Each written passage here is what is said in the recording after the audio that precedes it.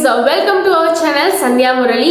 நான் உங்க சந்தியா. இன்னைக்கு நம்ம சேனல்ல நம்ம சூப்பரான டாபிக் தான் பார்க்க போறோம். நம்ம வந்து ஆல்ரெடி பட்ஜெட்டிங் ரிலேட்டடா ஒரு வீடியோ போட்டிருந்தோம். பட்ஜெட்டிங்ல நான் என்னென்னலாம் கத்துக்கிட்டேன், எதெல்லாம் எனக்கு யூஸ்ஃபுல்லா இருக்கு, இப்போ நான் அதை எப்படி பண்றேன், ஸோ தட் உங்களுக்குமே வந்துட்டு அது ஒரு நாலேஜபிளா இருக்கும் அப்படின்றதுக்காக நான் அதை எல்லா விஷயங்களையுமே ஷேர் பண்ணியிருந்தேன். ஸோ அதில் வந்துட்டு ஒரு சில பேர் ஒரு சில கொஸ்டின்ஸ்லாம் கேட்டிருந்தீங்க. அதுக்கெல்லாமும் நான் என்னால் முடிஞ்ச வரைக்கும் ஆன்சர் பண்ணேன். உங்களுக்கு ஏதாவது டவுட் இருக்குனாலும் கீழே கமெண்ட்ல ஷேர் பண்ணுங்க. இப்போ அதை தொடர்ந்து பட்ஜெட்லேயே வந்து நம்ம இன்னொரு வீடியோ கொண்டு வரோம். என்ன அப்படின்னா, ஒரு ரியல் டைம் எக்ஸாம்பிளாக கொடுத்தா இன்னும் உங்களுக்கு ஈஸியாக இருக்கும் இல்லையா? ஸோ அதனால ஒரு ஒரு ஏதோ ஒரு அமௌண்ட் சேலரி அப்படின்றத எடுத்துக்கிட்டு அதில் இஃப் சப்போஸ் அதுதான் என் சேலரி அப்படின்னா நான் அதை எப்படி பட்ஜெட் போடுவேன் அப்படின்ற ஒரு எக்ஸாம்பிள் தான் நான் உங்களுக்காக காட்ட போகிறேன்.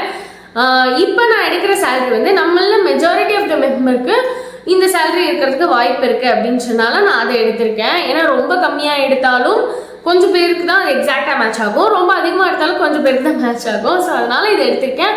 சப்போஸ் உங்களுக்கு வேறு ஏதாவது ஒரு அமௌண்ட்டுக்கு நான் பட்ஜெட் போட்டு ஒரு எக்ஸாம்பிள் காட்டணும் அப்படின்னு நினச்சிங்கன்னா கீழே கமெண்ட்டில் அந்த அமௌண்ட் என்ன அப்படின்றத சொல்லுங்கள். ஸோ தட் நான் உங்களுக்கு கண்டிப்பாக அதுக்குமே ஷேர் பண்ணுறேன். இப்போ நம்ம பார்க்க போகிறது என்ன அப்படின்னா, how to plan your expense and create a budget with your salary of 25k per month அப்படின்றது தான். அதாவது உங்களுக்கு ஒரு மாதத்துக்கான வருமானம் 25,000 இருந்துச்சு அப்படின்னா 25,000 இருந்துச்சு அப்படின்னா அதில் நீங்கள் எப்படி பட்ஜெட் போட்டு உங்களோட செலவுகளெல்லாம் எப்படி கட்டுப்படுத்தி சேவிங்ஸும் பண்ணலாம் அப்படின்றது தான் இந்த வீடியோட கான்செப்டே. ஸோ வாங்க வீடியோக்குள்ளே போகலாம். பட் வீடியோக்குள்ளே போகிறதுக்கு முன்னாடி உங்கள்கிட்ட ஒரு விஷயம் சொல்லணும். நீங்கள் நிறைய பேர் வீடியோஸ் பார்க்குறீங்க, பட் ஸ்டில் சப்ஸ்கிரைப் பண்ணாமல் பார்த்துட்டு இருக்கீங்க. ஸோ சப்ஸ்கிரைப் பண்ணணும், எனக்கு சப்போர்ட் பண்ணணும் அப்படின்னு நினச்சிங்க அப்படின்னா, இல்லை ஓகே இந்த மாதிரி விஷயங்கள்லாம் எனக்கு நிஜமாவே யூஸ்ஃபுல்லாக தான் இருக்குது அப்படின்னு நீங்கள் நினச்சிங்கனாலும் இந்த வீடியோவை இந்த வீடியோக்கு லைக் பண்ணுங்கள் அண்ட் இந்த சேனலை சப்ஸ்கிரைப் பண்ணி வச்சுக்கோங்க.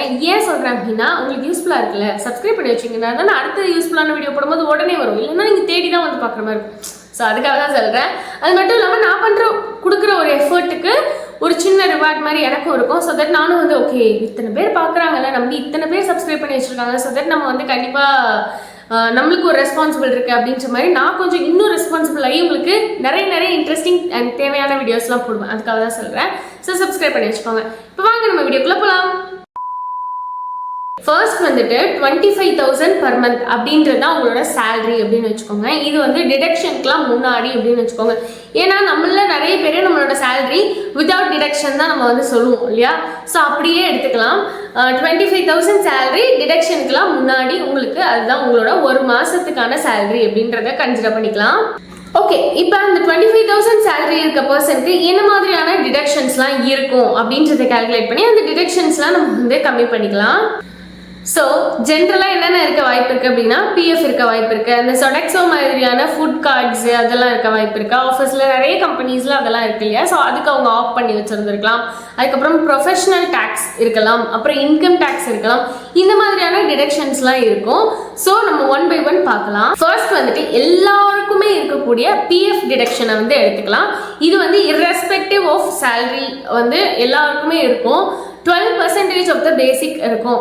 நான் இங்கே வந்து ஒரு எக்ஸாம்பிளுக்கு 15k அப்படின்னு எடுத்துக்கிறேன்.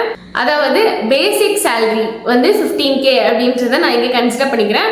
பட் ஒவ்வொருத்தருக்கும் ஒவ்வொரு மாதிரி இருக்கும். உங்களோட பேசிக்லேருந்து 12% வந்து பிஎஃபாக பிடிப்பாங்க. ஜென்ரலாக பேசிக் வந்து எப்படி கால்குலேட் பண்ணி எடுத்திருப்பாங்க அப்படின்னா 60% ஆஃப் த கிராஸ் தான் வந்துட்டு பேசிக்காக எடுத்திருப்பாங்க. பட் கொஞ்சம் மாறுபடவும் செய்யலாம்.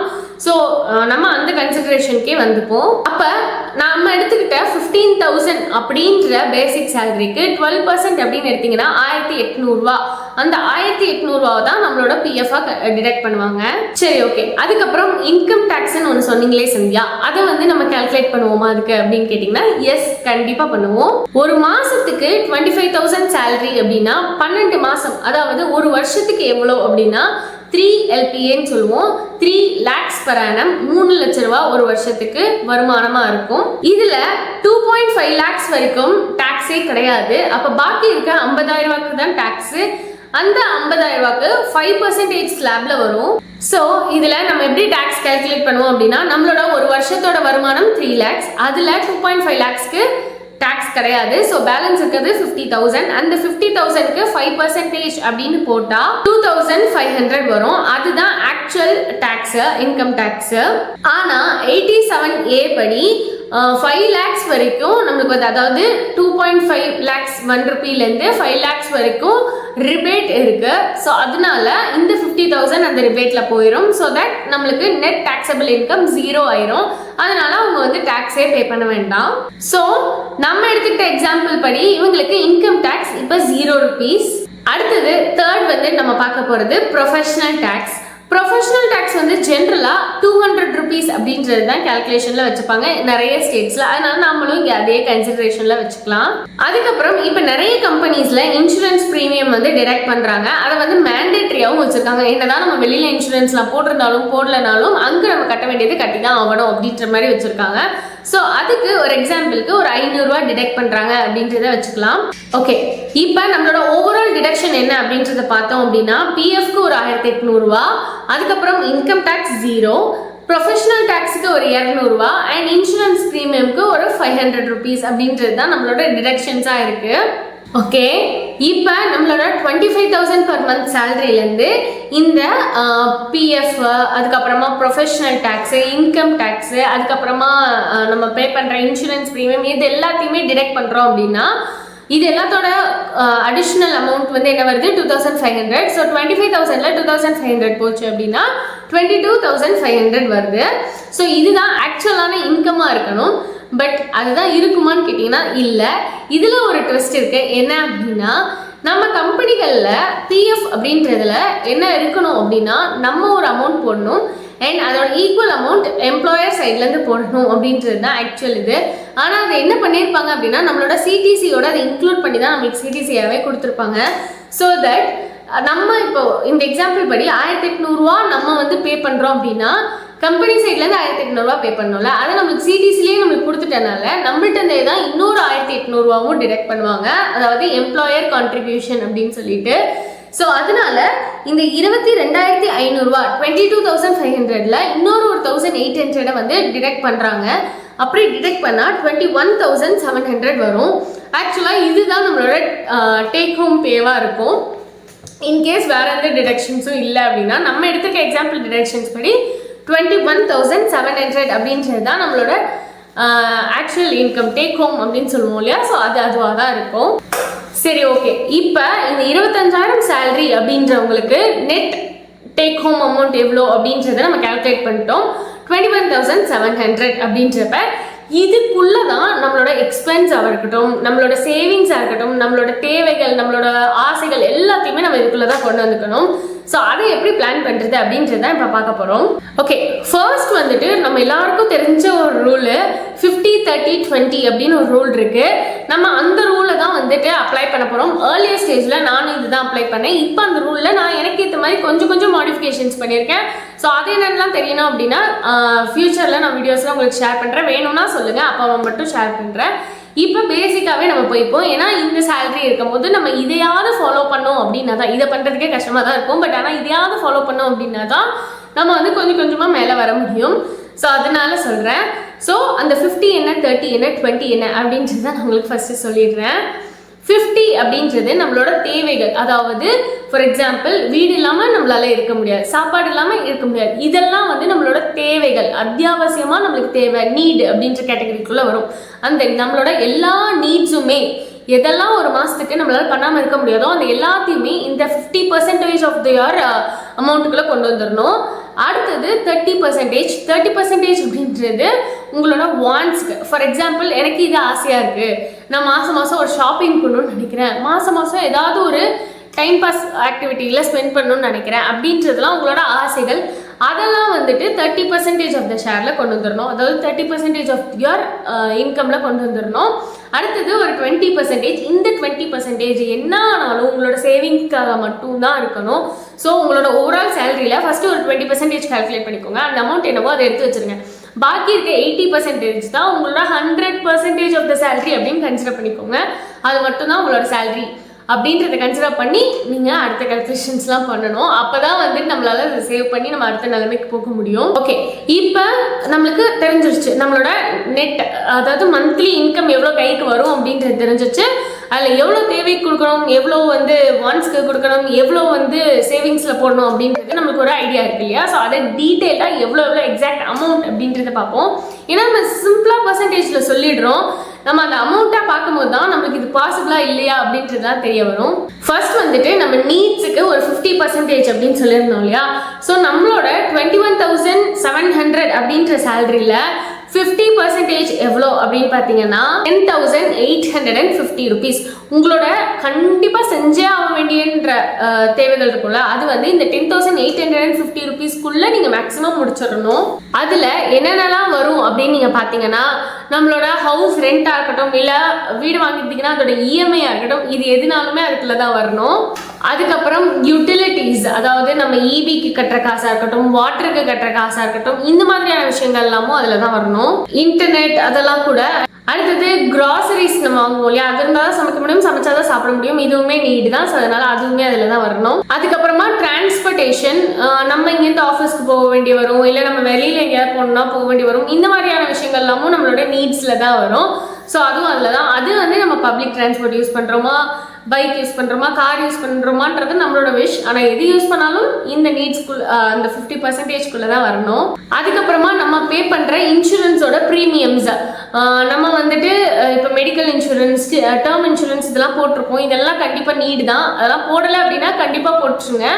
அண்ட் அது எல்லாமே வந்துட்டு நம்மளோட நீட் கேட்டகரிக்குள்ள தான் வரும். அதுக்கப்புறமா அதர் நீட்ஸ் அப்படின்னு சொல்றது, இது என்ன அப்படின்னா நம்மளோட ஃபார் எக்ஸாம்பிள் நம்ம ஏதாவது கடன் வாங்கியிருப்போம், அந்த கடனுக்கு நம்ம எக்ஸ்ட்ராவா வந்துட்டு ஏதாவது ஒரு பேமெண்ட் பண்ணலாம், பார்ட் பேமெண்ட் மாதிரி அப்படின்னு நினைச்சிருப்போம். ஸோ அதுவா இருக்கட்டும், இல்லைனா வந்து நம்மளுக்கு ஒரு குழந்தை இருக்கு அப்படின்னா அந்த குழந்தையோட எஜுகேஷனா இருக்கட்டும், அந்த சைல்ட் கேரா இருக்கட்டும், இல்லை பர்சனல் கேர் ஐட்டம்ஸா இருக்கட்டும், இல்லைனா வந்து ஒரு பெட் வளர்க்குறோம் அப்படின்னா அதுக்கு கேர் பண்ண வேண்டிய, அதுக்கு பார்க்க வேண்டிய விஷயங்கள், அதுக்கு என்னென்ன இதெல்லாம் தேவையோ அதை வாங்குறதா இருக்கட்டும், இல்லைனா லீகலாக நம்ம ஏதாவது ஃபீஸ் பே பண்ண வேண்டியதாக இருக்கும், ஆடிட்டர்லாம் வச்சுருப்போம், அந்த ஆடிட்டருக்கு பே பண்ணுற காசாக இருக்கட்டும், இந்த மாதிரியான எல்லா விஷயங்களுமே நீடு. இது எல்லாமே கண்டிப்பாக தேவைப்படுற விஷயங்கள். அந்த தேவைப்படுற விஷயங்களுக்கான செலவுகள் நம்ம எல்லாமே 50% ஆஃப் யுவர் இன்கம்ல அடக்கணும். இந்த எக்ஸாம்பிள் படி 10,850 rupeesக்குள்ளே அடக்கணும். நான் அதுக்கு ஒரு சிம்பிள் எக்ஸாம்பிள் போட்டிருக்கேன் பாருங்க. இப்போ ஹவுஸ் ரெண்ட்டை வந்து எதர் நம்ம ரெண்ட்டுக்கு இருக்கோம் இல்லை லோனுக்கு இருக்கோம் அப்படின்னாலும் நம்ம அது வந்து ஒரு எக்ஸாம்பிளுக்கு 5,500 அப்படின்னு போட்டிருக்கேன். கேட்காதீங்க, இப்பெல்லாம் எங்க வந்து 5,500 வீடு வாடகைக்கோ இல்லை வீடு வாங்குறத பற்றிலாம் பேசுறீங்களே, எது இஎம்ஐலாம் அப்படி வருது அப்படின்னா கண்டிப்பாக அது பாசிபிளாக பண்ண முடியும். அது எப்படி அப்படின்றது தெரிஞ்சுக்கணும் அப்படின்னா கீழே கமெண்ட்ல ஷேர் பண்ணுங்க, நான் உங்களுக்கு ஈஸியாக சொல்லித்தரேன் எனக்கு தெரிஞ்ச விஷயங்களை. அண்ட் அடுத்தது நான் சொன்னேன் இல்லையா, யூட்டிலிட்டிஸ்னு இபி, வாட்டர், இன்டர்நெட் இந்த மாதிரியான விஷயங்களுக்கு 750 அப்படின்றது நான் கால்குலேட் பண்ணி வச்சுருக்கேன்.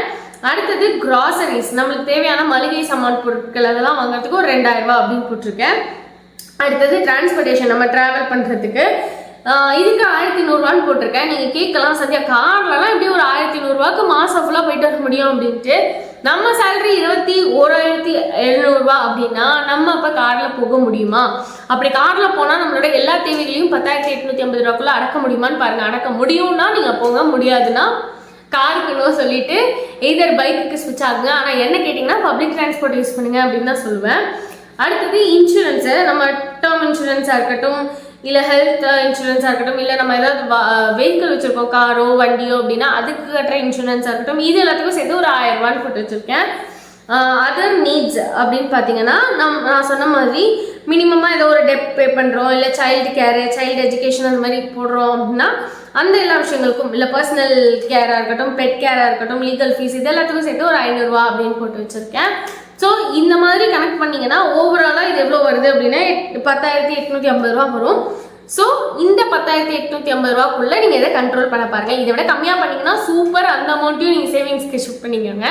பட் அப்படி இல்லை அப்படின்னா இந்த இதை மட்டுமாவது அட்லீஸ்ட் மேக்ஸிமம் இதான், இதை விட கம்மியாகக்கூடாது அப்படின்ற மைண்ட் செட்டோட பண்ண பாருங்க. ஓகே சந்தியா, இப்போ நீட்ஸுக்கு பிரித்து வச்சாச்சு. அடுத்தது இந்த 30% வான்ஸ்ன்னு சொன்னியா, அதை நான் தாராளமாக செலவு பண்ணிக்கலாமா அப்படின்னு கேட்டால் எஸ் பண்ணிக்கலாம். பட் ஆனால் அந்த 30%குள்ளே எவ்வளோ தாராளமாக முடியுமோ பண்ணிக்கோங்க அப்படின்னு தான் சொல்லுவேன். ஆல்ரெடி நம்ம பார்த்த மாதிரி 21,700 அப்படின்றது நம்மளோட நெட் டேக் ஹோமாக இருக்கனால அதில் 30% எவ்வளோ 6,510 6,510 rupees. அந்த 6,510 rupeesல தாராளமாக செலவு பண்ணிக்கோங்க அப்படின்றது தான் என்னோட பாயிண்ட்டு. நான் இதில் வந்து ஒரு சில எக்ஸாம்பிள்ஸ்லாம் எழுதி வச்சுருக்கேன். டைன் அவுட் அப்படின்னு எழுதி வச்சுருக்கேன். ஃபார் எக்ஸாம்பிள் நம்ம வந்து ஆர்டர் பண்ணி வெளியிலேருந்து வாங்கி சாப்பிட்றதா இருக்கட்டும், இல்லை நம்ம நிஜமாவே வந்துட்டு ஒரு ஹோட்டலுக்கோ ரெஸ்டாரண்ட்க்கோ போய் சாப்பிட்றதா இருக்கட்டும், இது எல்லாமே தான் வந்து அந்த டைன் அவுட் அப்படின்னு நான் மீன் பண்ணுறது. அடுத்தது என்டர்டெயின்மெண்ட் அப்படின்னு ஒன்று போட்டிருக்கேன். நான் ஆல்ரெடி பட்ஜெட்டிங் வீடியோலேயே சொல்லியிருப்பேன், என்டர்டெயின்மெண்ட்டை மிஸ்ஸே பண்ணாதீங்க அப்படின்ட்டு. ஏன்னா நம்ம ஒரு ஹாப்பினஸை கொடுக்காம ஒரு விஷயத்த, அந்த ஹாப்பினஸ்ன்ற ஒரு விஷயத்த பிளாக் பண்ணிட்டு நம்ம என்னதான் வேலை பார்த்தாலும் ஒரு பாயிண்ட்டுக்கு மேலே நம்ம பேர்ன் அவுட் ஸ்டேஜுக்கு போயிடுவோம், எக்ஸாஸ்ட் ஆயிடுவோம். ஸோ அப்போ வந்து நம்மளால அது திருப்பி கண்டினியூ பண்ண முடியாமல் போயிடும். ஸோ அதனால ஈக்குவல் இம்பார்ட்டன்ஸ் வந்து என்டர்டெயின்மெண்ட்டுக்கும் கொடுக்கணுன்றது என்னோட பாயிண்ட்டு. அடுத்தது ஷாப்பிங், ட்ரெஸ்ஸாக இருக்கட்டும், ஆக்சசரிஸாக இருக்கட்டும், இல்லை கேட்ஜெட்டாக இருக்கட்டும், என்னவா வேணாலும் இருக்கட்டும், அது எல்லாத்துக்கும் சேர்த்து ஒரு அமௌண்ட்டுன்னு கால்குலேட் பண்ணி வச்சுக்கோங்க. இல்லை ஹோம் டெக்கராக இருக்கட்டும், இந்த மாதிரிலாம். அடுத்தது ட்ராவல், நீங்கள் ஏதாவது ட்ராவல் பண்ண வேண்டியலாம் வரும்ல, ஊருக்கு போகணும், நம்ம இங்கே தனியாக வந்து ஒர்க் பண்ணிகிட்ருப்போம், நம்மளோட நேட்டிவ்க்கு போகிறதா இருக்கட்டும், இல்லைனா வந்து ஏதாவது ஒரு ஃபங்க்ஷன் அந்த மாதிரி இதுக்கெலாம் அட்டென்ட் பண்ணுறதுக்கு போகிறதா இருக்கட்டும், இந்த மாதிரியான ட்ராவல் எக்ஸ்பென்ஸ்லாம் வச்சுக்கோங்க. அடுத்தது சப்ஸ்கிரிப்ஷன்ஸ், நம்மள நிறைய பேருக்கு டைமே இருக்காது, ஆனால் வந்து ஹாட்ஸ்டாருக்கு சப்ஸ்கிரிப்ஷன், ப்ரைம்க்கு சப்ஸ்கிரிப்ஷன், நெட்ஃப்ளிக்ஸ்க்கு சப்ஸ்கிரிப்ஷன், ஜிடிவிக்கு சப்ஸ்கிரிப்ஷன், அப்படி இப்படின்னு இருக்குது, எல்லாத்துக்கும் போட்டு வச்சுருப்போம். எதுக்கு? ஏதாவது ஒன்று போட்டால் போதும். இல்லைனா நாங்கள் ஏர்லியர் ஸ்டேஜில் என்ன பண்ணுவோம் அப்படின்னா, நாங்கள் ஒரு ஃப்ரெண்ட்ஸ் ஒரு இது போட்டு வச்சுப்போம். அதை அப்பப்போ யார் யாருக்கு வேணுமோ ஷேர் பண்ணி யூஸ் பண்ணிப்போம். ஸோ தட் ஒருத்தர் ஒரு செலவு பண்ணால் போதும், நாங்கள் வந்து ஷேர் பண்ணி யூஸ் பண்ணிப்போம். அட் த சேம் டைம் நாங்கள் வந்து எதெல்லாம் ரெகுலராக யூஸ் பண்ணலையோ, அதுக்கு நமக்கு பே பண்ணுற சப்ஸ்கிரிப்ஷன் வேஸ்ட்டுன்னு நினைக்கிறோமோ அதை வந்து பே பண்ணாமல் ஸ்டாப் பண்ணியும் இருக்கும். ஸோ தட் பேலன்ஸ் இருக்கிறதுல மட்டும் யூஸ் பண்ணிக்கலாம் அப்படின்ட்டு நீங்களும் வேணால் உங்கள் ஃப்ரெண்ட்ஸோட ட்ரை பண்ணி பாருங்கள். அடுத்தது மிஸ்சலேனியஸ் அப்படின்னு சொல்லி ஒரு கேட்டகரி போட்டு வச்சுருக்கேன். இந்த மிஸ்சலேனியஸ் எதுக்கு அப்படின்னா, சம்டைம்ஸ் நம்மளுக்கே தெரியாமல் ஏதாவது ஒன்று நமக்கு தோணும், இல்லை ஏதாவது ஒன்று டீலில் வரும், நம்ம ரொம்ப நாளாக அதை வாங்கணும் தான் நினச்சிட்டு இருப்போம். பட் ஆனால் இப்போ நிஜமாவே செம்ம ஆஃபரில் வரும், அந்த நேரத்தில் நம்ம அதை மிஸ் பண்ணிடவும் கூடாது இல்லையா? கண்டிப்பாக நம்மளுக்கு தேவையான விஷயம் அப்படின்றப்ப அதனால மிஸ்சலேனியஸ்னு ஒரு அமௌண்ட்டை போட்டு வச்சுருக்கேன். இல்லை நம்மளுக்கு பிளான்லேயே இல்லாமல் நான் ஆல்ரெடி சொன்ன மாதிரி ஏதாவது திடீர்னு ஒரு செலவுகள் வரும். ஃபார் எக்ஸாம்பிள், ஏதோ ஒரு நமக்கு தெரிஞ்சவங்க ஏதோ ஒரு ஃபங்க்ஷன் வைக்கிறாங்கன்னு இன்வைட் பண்ணியிருப்பாங்க, அவங்களுக்கு போய் மொய் வைக்கணுமா இருக்கும், அந்த மாதிரியான விஷயங்கள்லாம் இருக்கும். ஸோ அதெல்லாமே நம்ம இதுலேருந்து யூஸ் பண்ணிக்கலாம் அப்படின்றதுக்காக நான் மிஸ்சலேனியஸ் அப்படின்னு போட்டிருக்கேன். ஸோ இப்போ இந்த ஐட்டம்ஸ்லாம் நான் எவ்வளோன்னு கால்குலேட் பண்ணியிருக்கேன்றதை பார்ப்போம். ஃபர்ஸ்ட் நான் சொன்ன மாதிரியே இந்த டைன் அவுட், அதாவது வெளியில் வாங்கி சாப்பிட்றது இல்லை போய் சாப்பிட்றது இருக்கு இல்லையா? ஸோ அதுக்கு நான் 1000 rupees அப்படின்றது போட்டிருக்கேன். இன்னும் சொல்லப்போனால் நான் இப்போ வரைக்குமே அதுதான் என்னோட பட்ஜெட்டில் 1000 rupees தான் இருக்கும். வெளியில் அடிக்கடி வாங்கி சாப்பிட்றதை அவாய்ட் பண்ணிட்டோம் அப்படின்னா இந்த செலவையும் மிச்சம் பண்ணிடலாம், அதனால வர சைட் எஃபெக்ட்ஸ்க்கான செலவையும் மிச்சம் பண்ணிடலாம் அப்படின்றது என்னோட பாயிண்ட்டு. அடுத்தது என்டர்டெயின்மெண்ட், இதுக்கும் ஒரு 1000 rupees போட்டிருக்கேன். அடுத்தது ஷாப்பிங், என்ன ஷாப்பிங்காக இருக்கட்டும் வேணாலும் இருக்கட்டும், நான் ஆல்ரெடி சொன்ன மாதிரி ட்ரெஸ்ஸாக இருக்கட்டும், ஆக்சசரிஸாக இருக்கட்டும், ஹோம் டெக்கராக இருக்கட்டும், இல்லை கேட்ஜெட்டாக இருக்கட்டும், எது வாங்குறீங்கனாலும் மாதத்துக்கு 1500 தான் கணக்கு அப்படின்ற மாதிரி வச்சுக்கோங்க. இந்த சேலரி பட்ஜெட்டுக்கு சொல்கிறேன். அடுத்தது ட்ராவல் பண்ண போகிறீங்க அப்படின்னா அதுக்கும் ஒரு 1500 தான் அப்படின்ற மாதிரி வச்சுக்கலாம். அடுத்தது சப்ஸ்கிரிப்ஷன்ஸ் 715 போட்டிருக்கேன். என்ன கேட்டால் 750யுமே தேவையில்லை, அதை விட கம்மியாக கூட போட்டுக்கலாம் அப்படின்றது தான் சொல்லுவேன். ஏதாவது 1-2 போடுங்களேன். நம்ம எனி டைம் இப்போ ஒரு சப்ஸ்கிரிப்ஷன் இருக்குது அப்படின்னா அது ஒரு 300 ஆகுது அப்படின்னா 30 டேஸுக்கு ஃபார் எக்ஸாம்பிள் 1 டேக்கு 10 rupees அப்படின்னு வருது அப்படின்னா நம்ம 30 நாளும் அதை பார்க்க போகிறோம்னா அந்த ஒரு சப்ஸ்கிரிப்ஷன் ஓகே.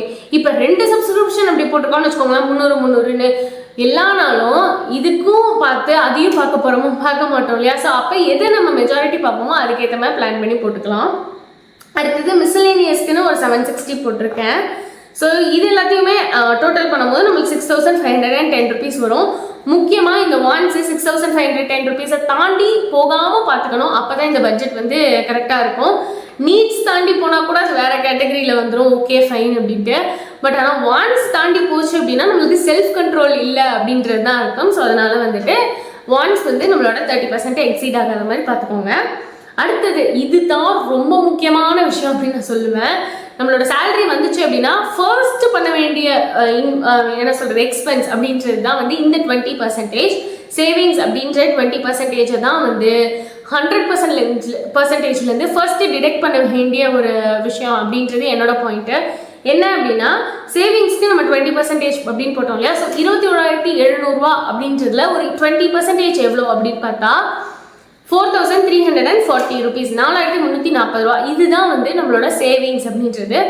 இந்த 20% நான் முன்னாடி சொன்ன மாதிரிலாம் இதுக்குள்ளே பார்த்துக்கோங்கன்னு சொன்னல, இந்த 20% மட்டும் 20% ஆர் அபவாக வச்சுக்கோங்க. இதை விட கம்மியாக ஆகிற மாதிரி பார்த்துக்காதீங்க. சரி, ஓகே. இப்போ இந்த சேவிங்ஸ் இப்போ தான் ஃபஸ்ட் ஆரம்பிக்க போகிறேன் அப்படின்னா நான் ஆல்ரெடி பட்ஜெட்டிங் வீடியோவில் சொன்ன மாதிரி எமர்ஜென்சி ஃபண்ட் அப்படின்ற ஒரு விஷயம் நீங்கள் ஃபஸ்ட்டு க்ரியேட் பண்ண வேண்டியது. நீங்கள் வேறு என்னென்னலாம் பண்ணியிருக்கீங்களோ பண்ணலையோ இன்சூரன்ஸ் போடுறது, இந்த எமர்ஜென்சி ஃபண்ட் க்ரியேட் பண்ணுறது, இது ரெண்டையும் பண்ணால் மட்டும்தான் நீங்கள் அடுத்த ஸ்டெப்புக்கெலாம் போகணும் அப்படின்றது என்னோட விஷயம். ஸோ அதனால் வந்துட்டு எமர்ஜென்சி ஃபண்டுக்குன்னு ஒரு 1000 ரூபா வச்சுருக்கேன். அடுத்தது ரிட்டையர்மெண்ட் சேவிங்ஸ். இப்போ நம்ம பார்த்துக்கிறோம், ஒரு பாயிண்ட்டுக்கு அப்புறம் நம்ம ரிட்டையர் ஆயிடுவோம், நம்மளுக்கு இன்கம் இருக்காதுன்றப்ப நம்ம ஆப்வியஸாக இன்னொருத்தங்கள்ட்ட டிபெண்ட் ஆயிடுவோம். அது நம்மளோட பையனாக இருக்கட்டும், பொண்ணாக இருக்கட்டும், இன்லாஸாக இருக்கட்டும், யாராக வேணா இருக்கட்டும். ஆனால் அவங்கள்ட்ட நம்ம கம்ப்ளீட் டிபெண்ட்டாக போயிடக்கூடாது அப்படின்னா நமக்கு தேவையான இதை செலவு பண்ணுறதுக்கான காசு வேணும். ஏர்லியராக முன்னாடி இருந்த பெரியவங்க எல்லாம் வந்துட்டு கவர்மெண்ட் இதில் இருந்திருப்பாங்க, ஸோ அவங்களுக்கு பென்ஷன்லாம் வரும். பட் இப்போ ப்ரைவேட்லேயும் பென்ஷன் கிடையாது, இப்போ கவர்மெண்ட்டில் போய் சேர்றவங்களுக்கும் பென்ஷன் கிடையாது இல்லையா? ஸோ அதனால் நம்ம தான் நம்மளோட ரிட்டையர்மெண்ட்கான சேவிங்ஸ்லாம் பார்த்துக்கணும். ஸோ அதனால அதுக்கு ஒரு 1500 ரூபா அப்படின்றத போட்டிருக்கேன். அடுத்தது டெப்ட் ரீபேமெண்ட் அப்படின்னு போட்டிருக்கேன். அதாவது நம்ம ஏதாவது கடன் வாங்கியிருப்போம், ஹோம் லோன் வாங்கியிருப்போம், இல்லை ஏதாவது பர்சனல் லோன் வாங்கியிருப்போம், இல்லை ஏதாவது பொருளை இஎம்ஐ வாங்கியிருப்போம், இதுக்கான பேமெண்ட் இருக்கு இல்லையா? ஸோ அதில் முடிஞ்ச இதிலலாம் வந்து எக்ஸ்ட்ராவாக பே பண்ணுறதுக்காக ஒரு இதை போட்டிருக்கேன். நீங்கள் கேட்கலாம், நீட்லேயே ஒன்று போட்டிருக்கியே சந்தியா, மினிமம் டெப்ட் பேமெண்ட்டுன்னு சொல்லி ஒரு அதர் நீட்ஸ்ன்னு ஒன்று போட்டு வச்சுருக்கியே அப்படின்னா, எஸ் கரெக்ட் தான். பட் ஆனால் வந்து இப்போ கடனை முடிக்கிறதுக்காக நீங்கள் 500 ரூபா கட்டுற இடத்துல இன்னொரு 1000 ரூபா சேர்த்து கட்டினாலும் பிரச்சனை கிடையாது. 10 மாதத்தில் முடிய வேண்டிய கடன் ஒரு 4 மாதத்துல 5 மாதத்துல முடிஞ்சால் நல்லது தானே? அப்போ அந்த காசை மிச்சம் இல்லையா? அதனால தான் நான் அப்படி போட்டிருக்கேன். அதுக்கு ஒரு 1000 ருபீஸ். அதுக்கப்புறம் இன்வெஸ்ட்மெண்ட்டுக்குன்னு போட்டு ஒரு 840 ருபீஸ் போட்டிருக்கேன். இன்கேஸ் நீங்கள் அந்த மாதிரி டெப்ட்டுக்கெலாம் பே பண்ணுறதெல்லாம் இப்போ எதுவும் இல்லை அப்படின்னா அந்த 1000 ருபீஸையும் சேர்த்து நீங்கள் இன்வெஸ்ட்மெண்ட்டுக்கே போட்டுக்கலாம். இல்லைனா ஏர்லியர் ஸ்டேஜில் அதை சேர்த்து எமர்ஜென்சி ஃபண்ட் கிரியேஷனுக்கு போட்டுக்கிட்டீங்க அப்படின்னா, ஸோ தட் உங்களுக்கு சீக்கிரமாக எமர்ஜென்சி ஃபண்டை கிரியேட் பண்ணி முடிச்சிட முடியும். அதுக்கப்புறம் நீங்கள் போடுறதெல்லாம் இன்வெஸ்ட்மெண்ட்டுக்கு போட்டுக்கலாம். ஸோ இந்த மாதிரி உங்களுக்கு ஏற்ற மாதிரி அதை அட்ஜஸ்ட் பண்ணிக்கோங்க. ஸோ இதெல்லாம் ஓவராலாக போட்டிங்கன்னா அந்த எமர்ஜென்சி ஃபண்ட், ரிட்டையர்மெண்ட் சேவிங், டெப்ட் ரீபேமெண்ட் அமௌண்ட்டு, அதுக்கப்புறம் இன்வெஸ்ட்மெண்ட், இது எல்லாத்தையும் சேர்த்திங்க அப்படின்னா உங்களுக்கு வந்து 4340 ருபீஸ் வந்துடும். அதுதான் உங்களோட 20% ஆஃப் இயர் சேலரி நம்ம இங்கே கன்சிடர் பண்ணியிருக்கிறது. சரி, ஓகே, சூப்பர் சந்தியா, செம்மையாக ஒரு பட்ஜெட் போட்டேன், இதுக்கப்புறம் இது அப்படியே அப்ளிகபிளாக வச்சுக்கிறேன் அப்படின்னா, எஸ், அதுக்கு என்னோட விஷஸ். ஆனால் நீங்கள் இதுக்கு 2 விஷயம் இம்பார்ட்டண்ட்டாக பண்ணணும். ஒன்று, நீங்கள் இப்போ என்னென்ன செலவெல்லாம் பண்ணுறீங்க அப்படின்ற எக்ஸ்பென்ஸை ஃபுல்லாக ட்ராக் பண்ணுங்கள், அது ஒரு விஷயம். அதுக்கப்புறம் இந்த மாதிரி பட்ஜெட் போட்டிங்களா, உங்களுக்கு ஏற்ற மாதிரி போட்ட பட்ஜெட்டுக்கு ஏற்ற மாதிரி நீங்கள் செலவு பண்ண ஆரம்பிங்க. அப்படி செலவு பண்ணும்போதும் நீங்கள் வந்து கரெக்டாக தான் பண்ணுறீங்களா அப்படின்றத ட்ராக் பண்ணிட்டே வாங்க. அப்போ உங்களுக்கு தெரிய வரும், ஓ இதுக்கு நம்ம 2000 ரூபா போட்டோம், ஆனால் நம்மளுக்கு 1000 ரூபா தானே செலவாகுது, அப்போ அதெல்லாம் ஒரு 1000 ரூபா மிச்சமாக இருக்குது. ஓ இதுக்கு வந்து நம்ம 2000 ரூபா போட்டோம், ஆனால் 2200 ரூபா செலவாகுது, அப்போ இதுக்கு ஒரு 200 ரூபா எக்ஸ்ட்ரா தேவைப்படுது அப்படின்னு. இது வந்து பர்சன் டு பர்சன் மாறும். ஃபார் எக்ஸாம்பிள் நான் என்ன சொல்கிறேன்னா, இப்போ நான் வந்து ஒரு டேர்ம் இன்சூரன்ஸ் எடுத்திருக்கேன்னு வச்சுக்கோங்களேன். நான் சின்ன வயசுலேயே எடுத்துட்டேன். ஸோ அதனால் வந்து எனக்கு வருஷத்துக்கு ஒரு 20000 ரூபா வந்து பேமெண்ட் பண்ணுற மாதிரி வருதுன்னு வச்சுக்கோங்களேன். ஏன் எனக்கு 20000 ரூபா வருதுன்னா, நான் வந்து சீக்கிரமாகவே அதை அடைச்சிடுற மாதிரி பிளான் பண்ணி போட்டிருந்தேன். ஸோ அப்படியே வச்சுக்கலாம். ஸோ அதனால 20000 ரூபா வருது. இதே என் வயசில் இருக்கிற இன்னொருத்தங்களே வந்து அவங்க வந்து ஒரு 35 அந்த மாதிரி போடுறாங்கன்னு வச்சுக்கோங்களேன், 30+ போடுறாங்கன்னு வச்சுக்கோங்களேன். அப்போ அவங்களுக்கு அதே ப்ரீமியம்க்கு அதே வந்து சம்மர் ஷூட்க்கு அதே இயர்ஸ்க்கு அந்த மாதிரிலாம் போடும்போது அவங்களுக்கு வந்து 20,000 இல்லாமல் ஒரு 30,000 to 40,000 வரும்னு வச்சுக்கோங்களேன். அப்படி வந்துச்சு அப்படின்னா, இப்போ நான் டேர்ம் இன்சூரன்ஸ்க்கு போடும்போது 20,000 வருஷத்துக்கு அப்படின்ற மாதிரி கால்குலேட் பண்ணுவேன். ஆனால் அவங்க 40,000 கால்குலேட் பண்ணுவாங்க. அப்போ அதுக்கான தேவைகள் அவங்களுக்கு அதிகமாக இருக்கும்.